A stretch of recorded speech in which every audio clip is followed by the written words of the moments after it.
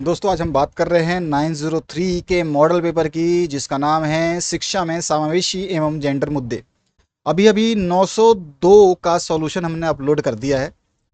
केवल एमसीक्यू ही, यानी कि एक नंबर के जो क्वेश्चन है एमसीक्यू और fill in the blanks, one word तो आए हैं पूरे नोट से, और बाकी जो बड़े क्वेश्चन है सारे के सारे नोट से आए हैं, 902 के भी और 901 के भी। अब 903 की बात कर रहे हैं, इसमें मॉडल पेपर की बात कर रहे हैं।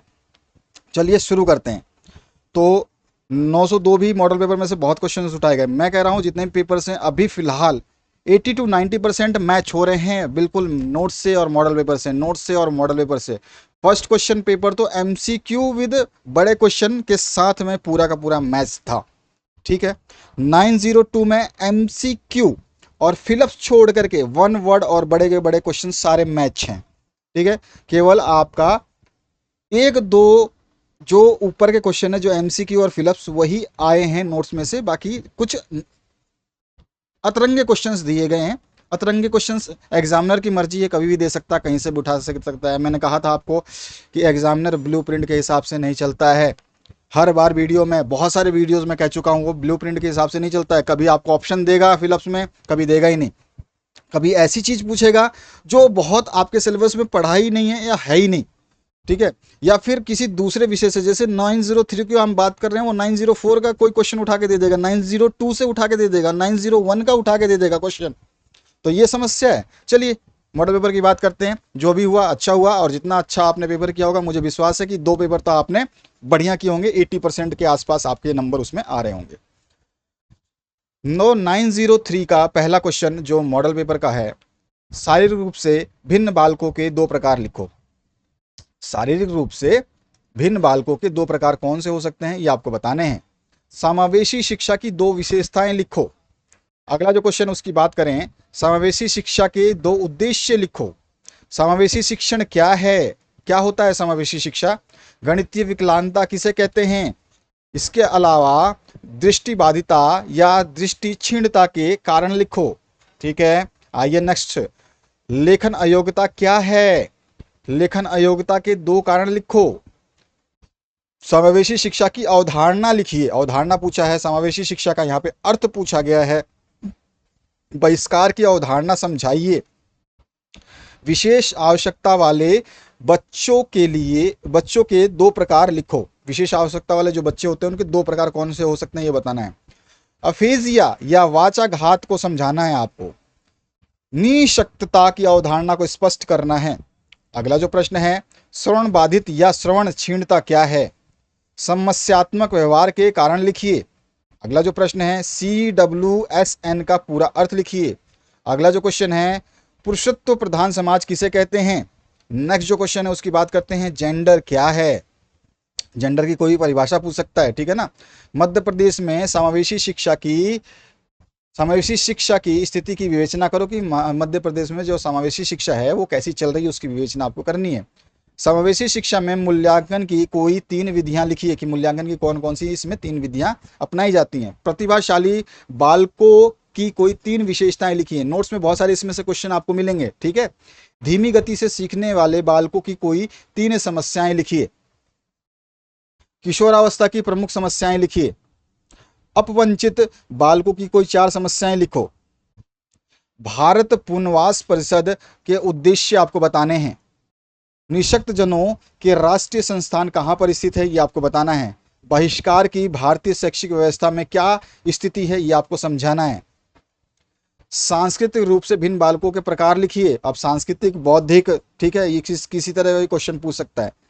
प्राथमिक स्तर पर पठन अयोग्य बालक की पहचान किस प्रकार कर सकते हैं? वाचाघात में बालक को किस प्रकार की समस्या का सामना करना पड़ता है?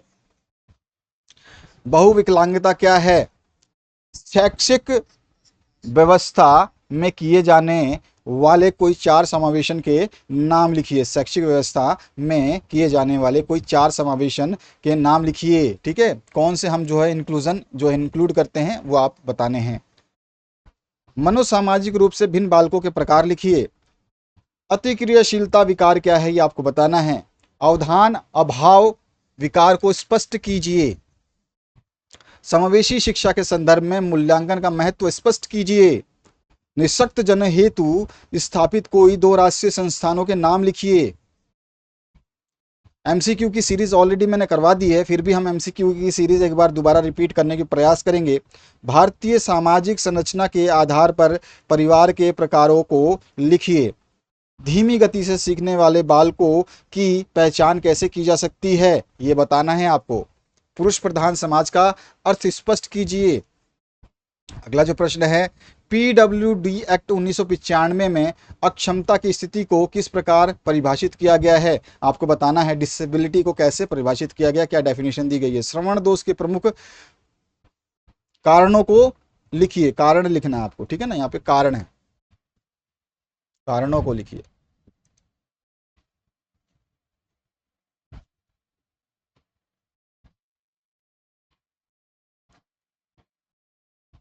बहुत सारे क्वेश्चन आप जानते हो, बहुत सारे क्वेश्चंस जो है आपको करवाए गए हैं, नोट्स में भी दिए गए हैं। अगला क्वेश्चन क्या है, वाणी दोष वाले बालकों में किस किस प्रकार के दोष पाए जाते हैं। जिसके वाणी दोष है तो उसमें और किस प्रकार के दोष पाए जाते हैं ये बताना है। सृजनात्मक बालक की प्रमुख विशेषताएं लिखिए। जो सृजनात्मक बालक होता है उसकी विशेषताएं क्या क्या है। जेंडर के संदर्भ में इस स्त्रीत्व का महत्व स्पष्ट कीजिए। टर्मन द्वारा बुद्धि लब्धि के आधार पर विशेष बच्चों के संबंध में दिया गया वर्गीकरण लिखिए। कि टर्मन ने बुद्धि लब्धि के आधार पर विशेष बच्चों के संबंध में कौन से वर्गीकरण दिए हैं, कैसे क्लासिफिकेशन किया है उसका। पोर्टफोलियो क्या है, बात बताओ। ये पोर्टफोलियो वाला क्वेश्चन 901 में भी पूछ लेता है, 902 में, यहाँ तक कि फर्स्ट ईयर में, सेकंड ईयर के किसी भी सब्जेक्ट में पूछ लेता है। मूल्यांकन क्या है, किसी भी सब्जेक्ट में पूछ लेता है। तो जब मूल्यांकन हर सब्जेक्ट में पूछना है, पोर्टफोलियो हर सब्जेक्ट में पूछना है, तो आपने हर सब्जेक्ट में उसको डाला क्यों है। तो यही तो ब्लूप्रिंट सही नहीं है आपका। आपको कोई भी चीज़ आप जहाँ से मर्जी वहाँ से उठा के पूछ लेते हो, तो ये समस्या है एमपी के ब्लूप्रिंट में। चलिए, अधिगम निःशक्तता से आप क्या समझते हैं, ठीक है। अगर ब्लूप्रिंट सही होता ना तो क्वेश्चन तो आपको ऐसे सटीक मिलते हैं। अधिगम निःशक्तता वाले बालकों की कोई दो विशेषताएं लिखिए। पठन अयोग्यता क्या है, पढ़ने की जो अयोग्यता है वो क्या है, ये आपको बताना है। दृष्टिबाधिता के कारण बताइए। धीमी गति से सीखने वाले बालकों की कोई दो समस्याओं का वर्णन कीजिए। इसी के साथ है अगला क्वेश्चन, बच्चों में समस्यात्मक व्यवहार के दो कारण लिखिए। अगला जो प्रश्न है उसकी बात करते हैं, बालिका शिक्षा के प्रसार के लिए 4 उपाय बताइए। नेक्स्ट जो है, नेत्रहीनों के लिए कार्य बताइए। अगला जो प्रश्न है, पुरुष प्रधान समाज की विशेषताएं बताइए। समावेशित पाठ्यचर्या क्या है, ये आपको बताना है। बहिष्कार की अवधारणा को समझाइए, क्वेश्चन दोबारा रिपीट हुआ है। मौखिक संचार में भिन्न बालक को समझाइए। मौखिक संचार नहीं कर पाते हैं ऐसे भिन्न बालक को समझाना है आपको। बौद्धिक रूप से भिन्न बालकों को समझाइए। सृजनात्मक बालक की विशेषताएं बताइए, और उसके अलावा जो है किशोरावस्था की समस्याएं बताइए, और मानसिक विमंदता के कारण लिखिए। कक्षा में जेंडर समानता हेतु प्रयासों का वर्णन कीजिए।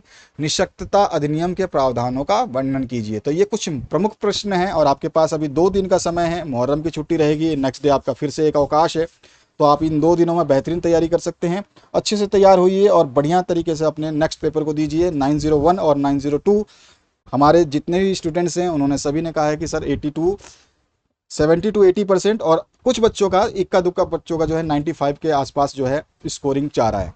तो अच्छी बात है कि वो स्कोर इतना कर पा रहे हैं, और आने वाले समय में जितने भी सब्जेक्ट हैं उनको और भी बेहतरीन तरीके से स्कोर करें, ताकि जो है उनका स्कोर का परिणाम फाइनल रिजल्ट में देखने को अच्छा मिले। Thank you very much, have a good day. और आपका एमसीक्यू भी अपलोड किया गया, प्लेलिस्ट देखना ना भूलें। प्लेलिस्ट आपके सामने हमेशा आती है, जब वीडियो एंड होता है तो वेट कीजिए, या फिर डिस्क्रिप्शन में जाके प्लेलिस्ट को ओपन कीजिए, वहाँ पर आपको सारे वीडियो मिलेंगे जिसकी आपको आवश्यकता है। तो आशा करता हूँ इस वीडियो को आपने देख लिया होगा। ये आपका मॉडल पेपर है। इससे पहले जो सब्जेक्टिव क्वेश्चंस के विस्तृत रूप से जो हमने बनाया हुआ है पीडीएफ, उसका वीडियो बना रखा है, उसको भी आप चेक कर सकते हैं। एमसीक्यू का वीडियो भी हमने बना रखा है, उसको भी आप चेक कर सकते हैं। Thank you very much, have a good day.